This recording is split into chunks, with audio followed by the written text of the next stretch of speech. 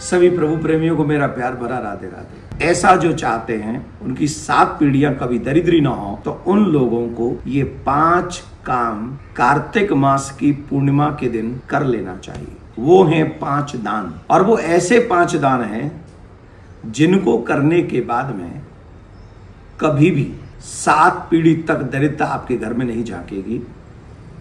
भगवान की कृपा मिलेगी, ठाकुर जी का प्यार मिलेगा, लक्ष्मी जी का स्नेह मिलेगा और वैकुंठ का वास मिलेगा।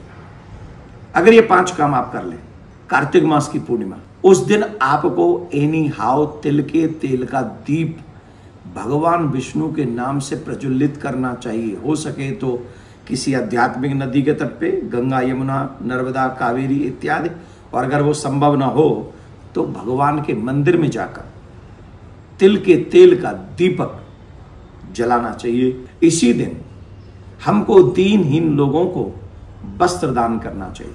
तीसरा है अन्नदान। हो सके तो अपने द्वारा चाहे 2 ही लोगों को सही, जो असहाय हो, जो दीन हो, जो रोगी हो, ऐसे लोगों को भोजन कराना चाहिए, अन्नदान कराना चाहिए।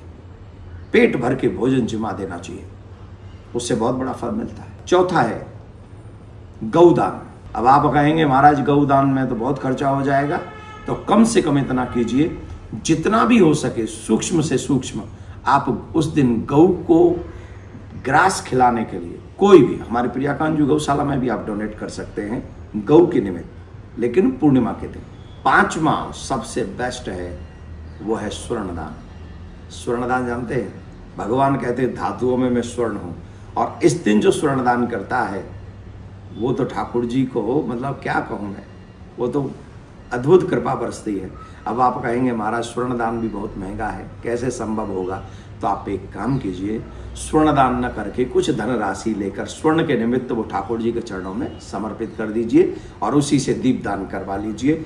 इन 5 दानों को करने से क्या होगा? आज तक के जितने भी जन्म जन्मांतर के पाप हैं, आज तक के, सब समाप्त हो जाएंगे। जिनके आसपास में भी मंदिर नहीं है, वो प्रियाकांजू में भी फोन करके अपने नाम का दीपदान कर सकते हैं। कार्तिक पूर्णिमा 5 नवंबर की है। दरिद्रता को समाप्त कर दे अपने घर से और गोविंद की कृपा प्राप्त करवाएं। उनको प्राप्त हो सके मेरे प्रियाकांजू की कृपा। राधे राधे।